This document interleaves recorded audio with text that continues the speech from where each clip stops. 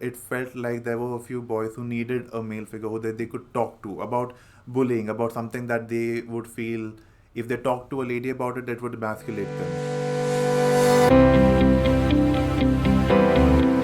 Calm and unruffled, and yet another educator from the first family of Children's Academy is Mr. Ronit Bhat.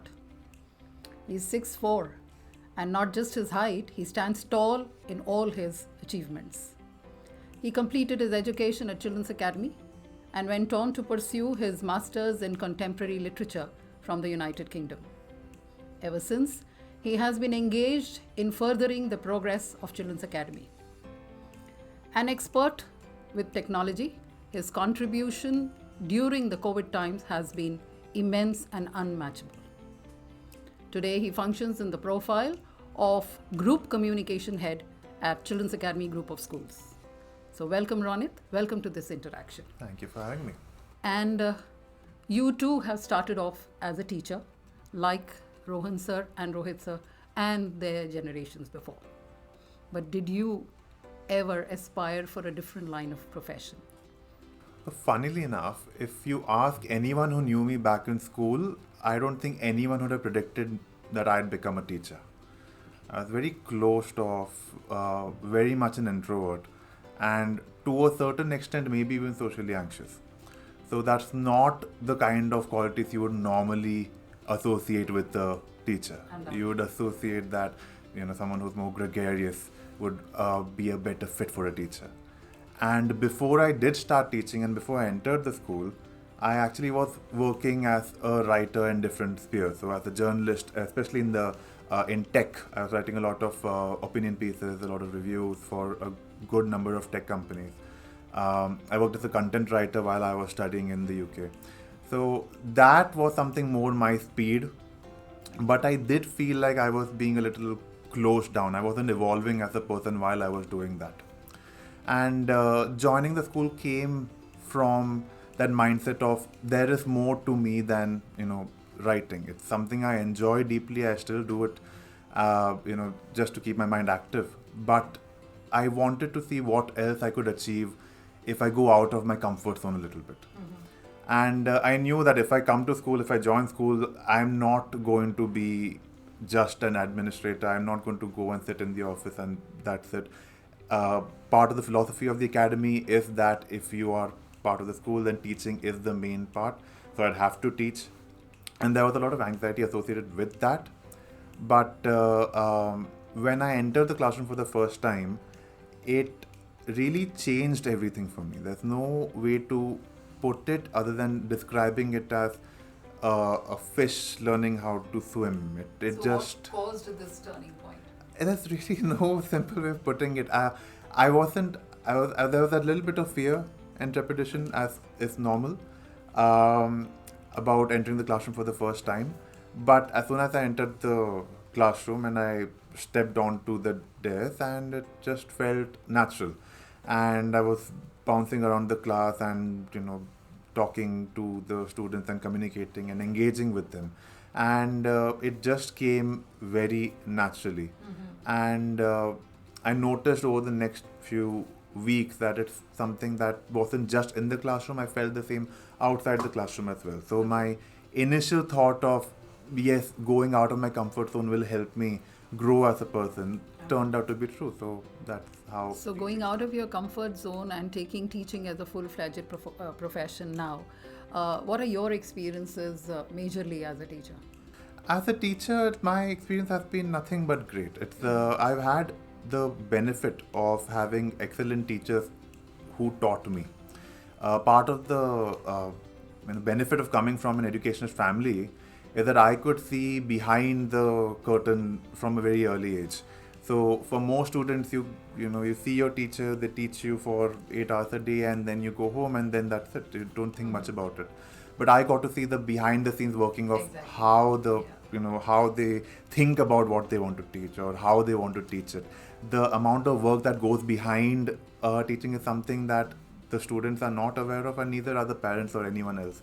Only a teacher really knows the work that goes behind a half an hour lecture. So I had that benefit, and like I said, I've had the benefit of having really wonderful teachers uh, teach me how to teach, subconsciously as well as consciously. So I remember when, right before my first class, I was in Ronit's cabin, and he was uh, giving me small tips and hints on how to handle the class for the first time. And just, looking back, it seems quite silly, but basic things like how to control the class.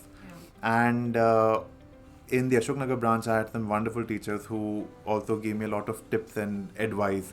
And when I went into the classroom for the first time, I took all of that with me. And of course, I took that along with my own thoughts into what a teacher needs to do to engage with the students. So that was my experience, the first day. Beyond that, that first class that I ever taught was a sixth grade class. It was sixth grade, Okay. and which I still remember entering. And like you said, I'm 6'4". They're all literally half my height.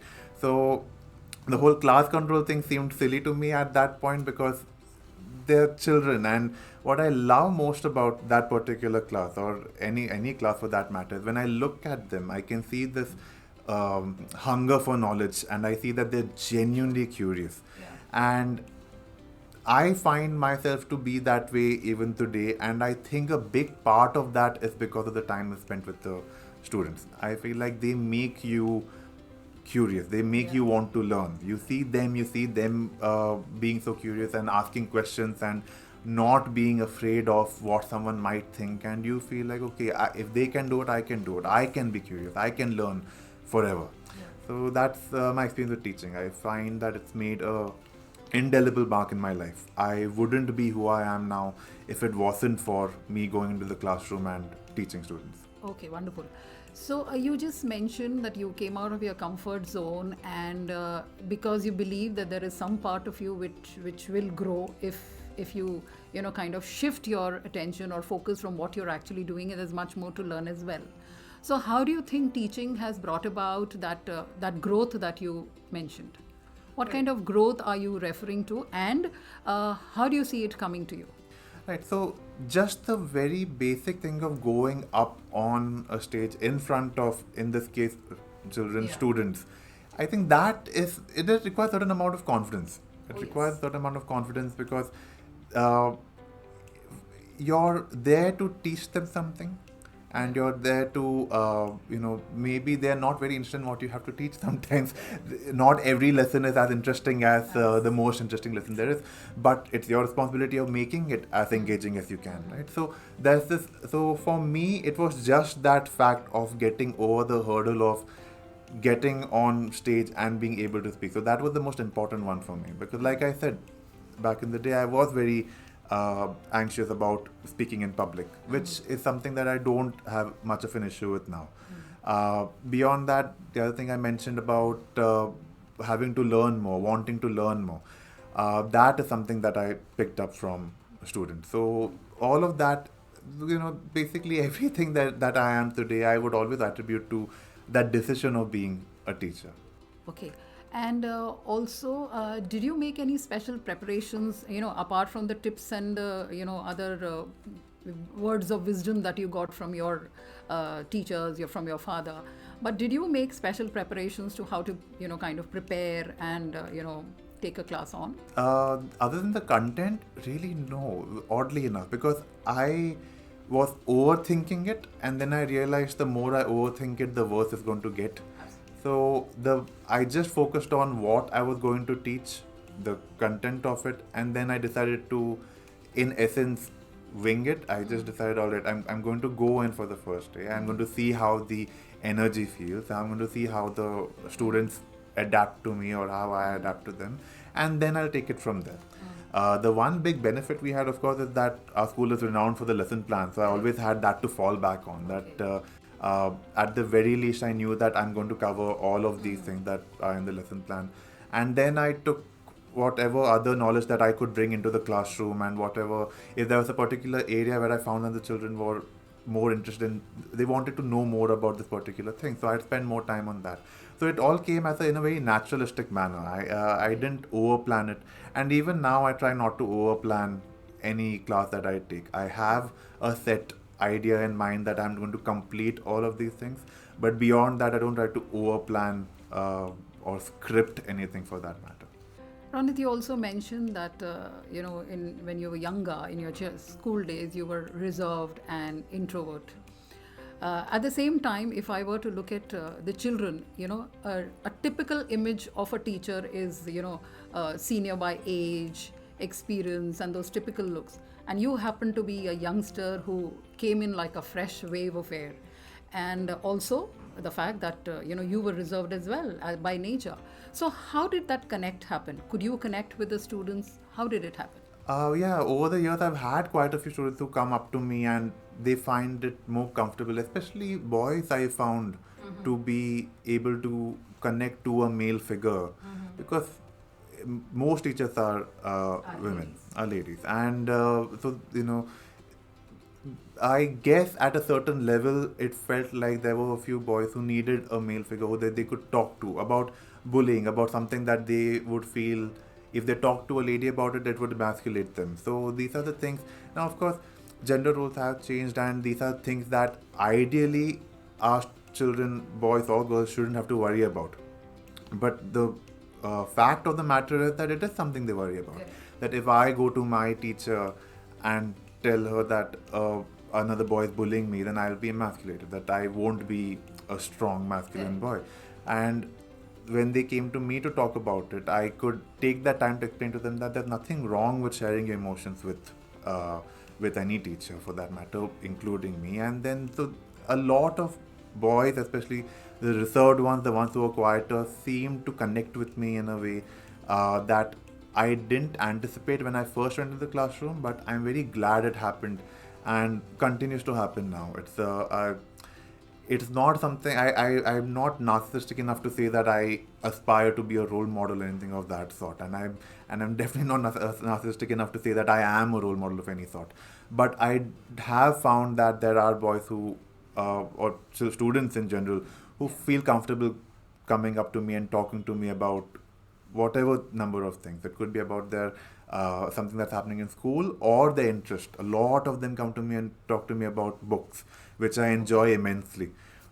They know I'm a English teacher. They know I love reading, and they come to me for any if they read a book that they've particularly enjoyed. Okay. Or what I always say is, if you don't like a book, then come to me, because I like hearing about why people don't like certain things. It's if they're able to verbalize it, I feel like I'm doing my job right. Okay. Ronit, a substantial part of your work profile is teacher training, and especially in the Department of English. Uh, has English or English language come to you naturally as your being your favorite subject or a subject that you like?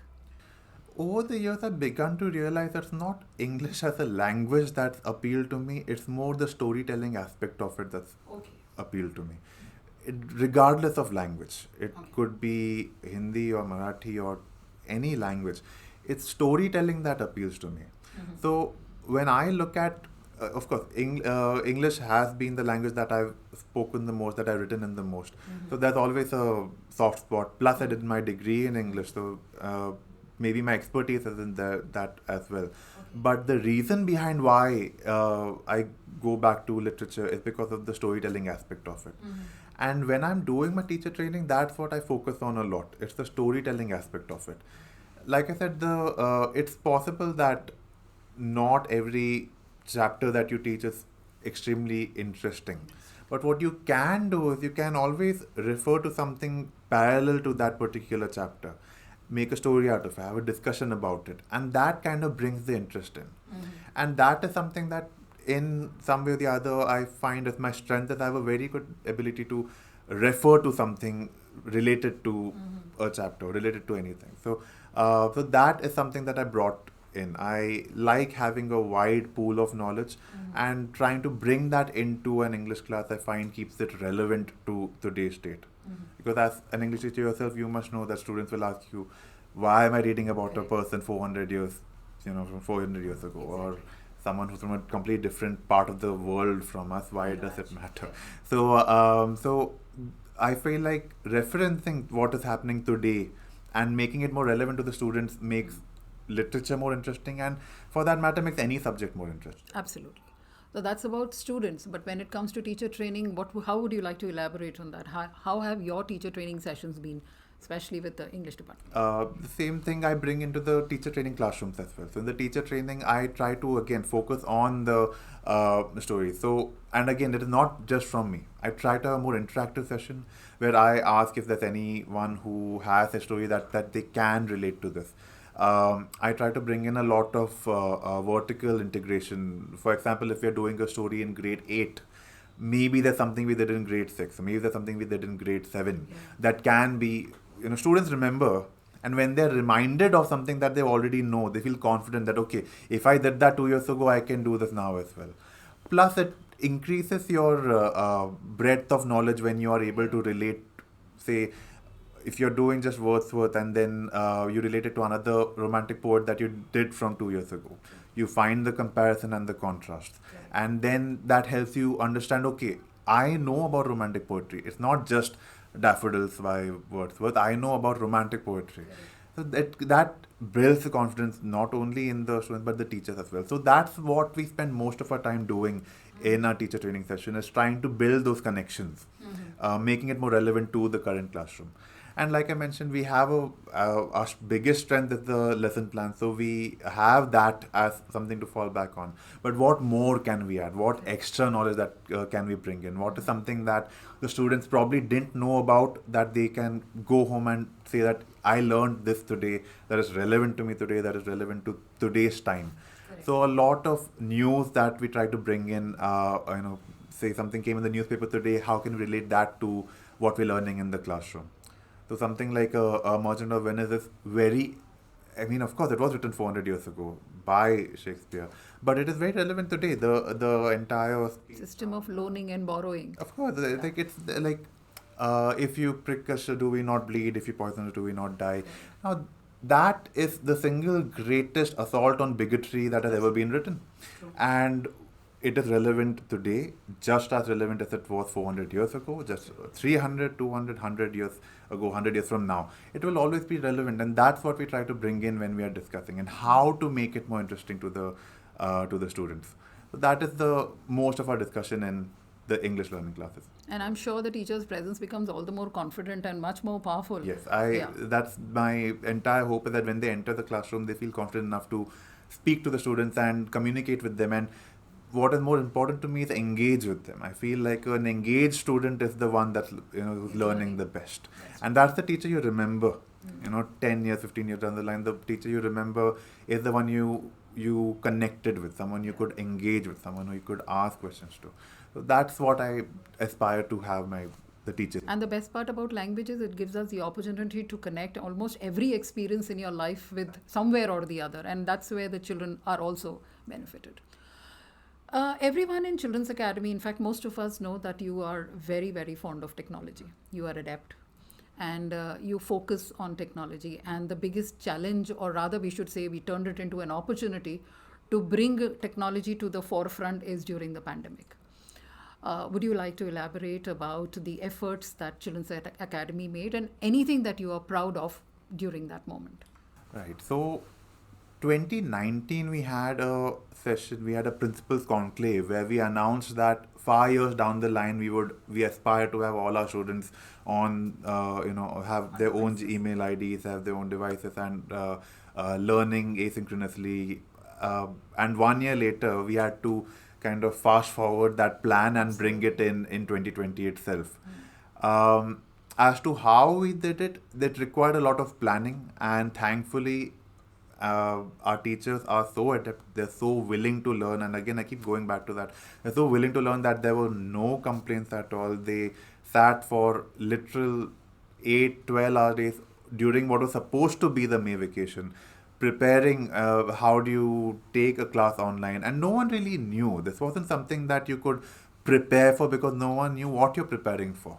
So but everything that could be thought out was thought out, and thankfully it went well. Now the technical aspect behind that, as to how we added 9,000 students into the classrooms, it was just something you put your head down and you work towards it. It requires a lot of organization skill, which again is something that I found it's something that we built over the last n number of years, and that's something we worked quite hard towards ensuring that not only does everyone have access to their own accounts, but it's safe.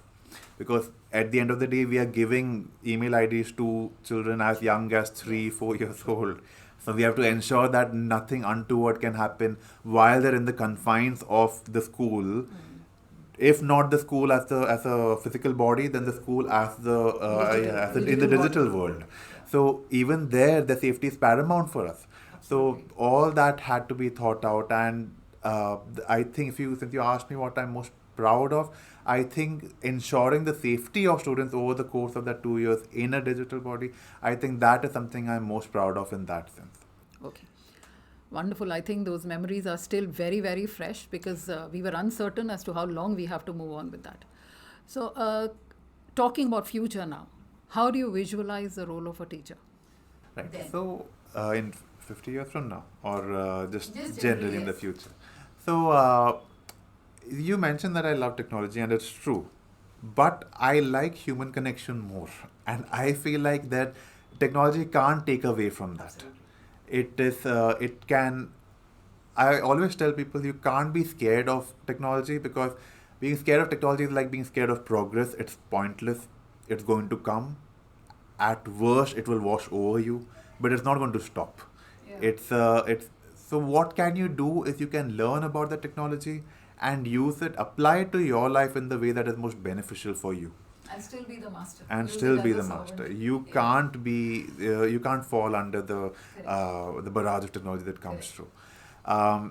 So my vision for the future will always be that teachers use technology to make their work easier, more efficient, so they can focus on what matters in the classroom. Engagement, as I keep coming back to the word, but it's the most important one. If I can not spend as much time on, say, creating a rubric, right? Creating a rubric is a difficult thing, but if I can get the help of AI in creating a rubric, in assessing students in the classroom, then I can engage with them in the classroom. I have more time to do that, and that's what my vision for the future is, in near future and long term as well, where you use technology to ensure that you have more time to do things that a robot can't do, that AI can't do. And no matter how hard AI tries, it can't be human. It's only been today. It's only been what, 3 or 4 months that ChatGPT came out and kind of changed the world.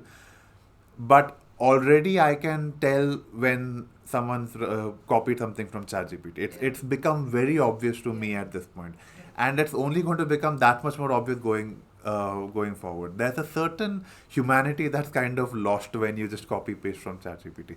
So that's just not realistic in the long term. But like I said, using those technologies to give it the kind of repetitive tasks, the ones that might not require all your energy, and then using that leftover energy to do what you really want to do. I think that is the future of technology in education.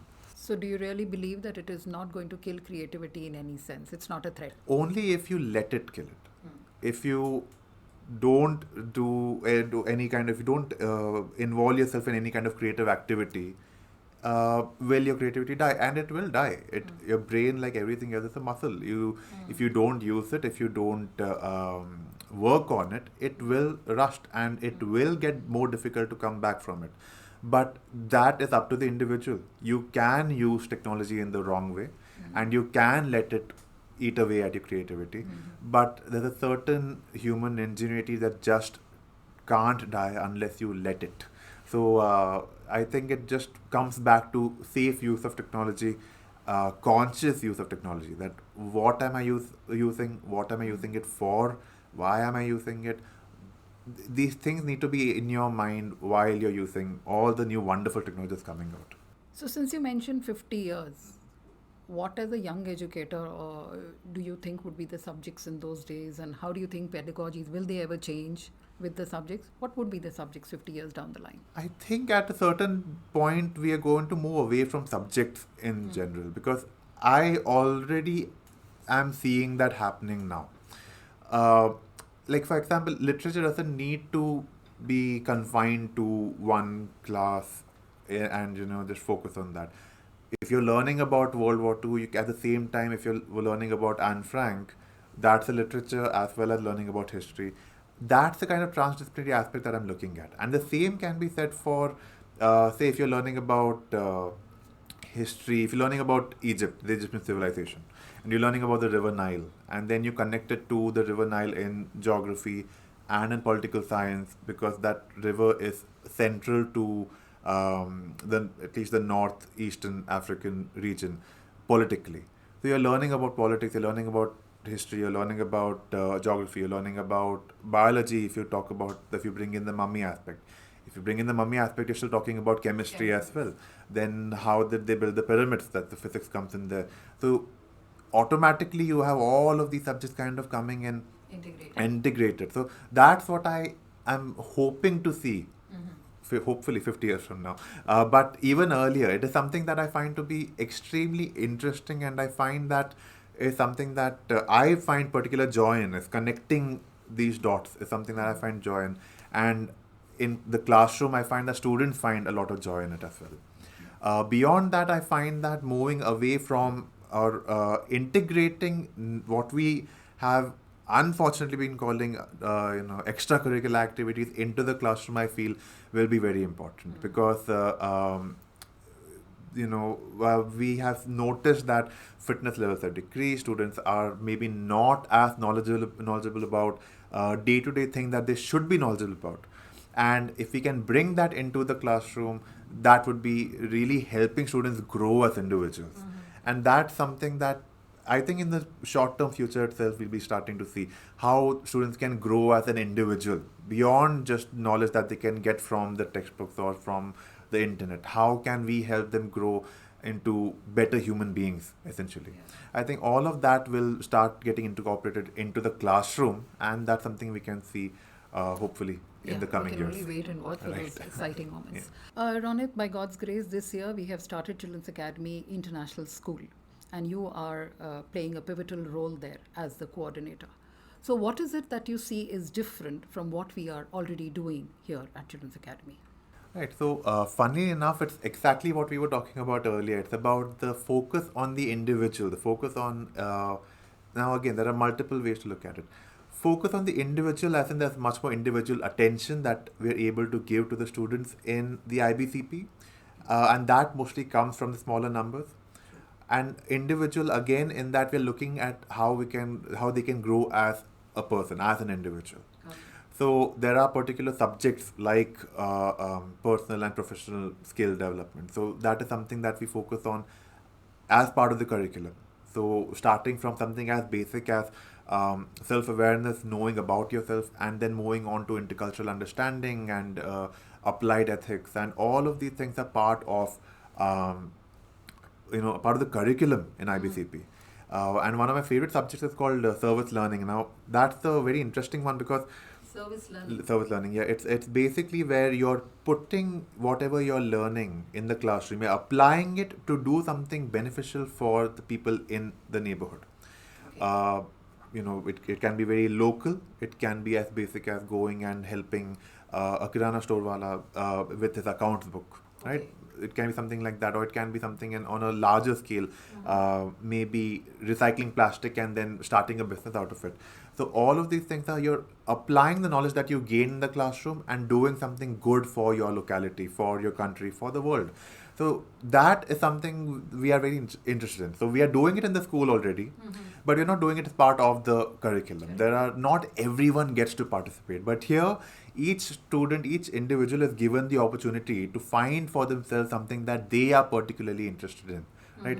So if a child is very interested in education, for example, and then they can start teaching during their free time. They can start teaching students who are maybe not able to go to school or not able to go to a very good school.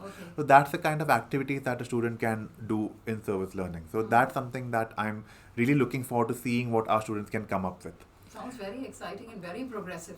Exactly. So that's part of the reason why we started this IBCP Children's Academy International School, where we noticed that maybe not now, maybe not 2 years from now, but 5, 10 years down the line, this is where the rest of the school will be going as well. Exactly what I was coming to. Do you see that the certain strains of that particular course coming in, seeping in, trickling into this? Absolutely. We already started in the way by starting with the critical thinking assessments Oh, yes. that we've been doing in school. So that was just one part of something that trickled down basically from IB, and now that we're bringing that along with a lot of other ideas into the ICSE, and the NEP that came out in 2020 uh, also speaks about this a lot, about individuals, about overall growth. And we find that the IB and the NEP, whether subconsciously or consciously, are both headed in the same direction. And, I'm very pleased to see that we, as an institution, also heading in that same direction of overall development, of overall growth, of holistic development, of not just focusing on what's in the book, but what we keep saying in our school. It's part of our motto, if part of our mission is creating lifelong learners. So that is something that we have noticed is a big part of the IB. It's a big part of the NEP. It's a big part of Children's Academy, and that's something I'm seeing is going to happen in the next few years in the school as well. Wonderful. Any message for the Gen Next?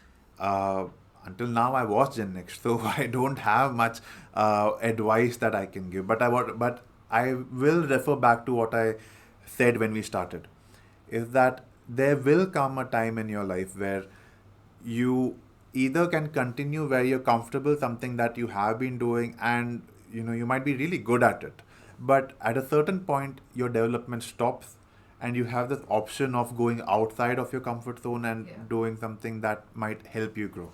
And when that time comes, I always suggest taking that leap, because it might lead to unexpected directions, as it did for me. And thankfully, in my case, it seems to have worked out.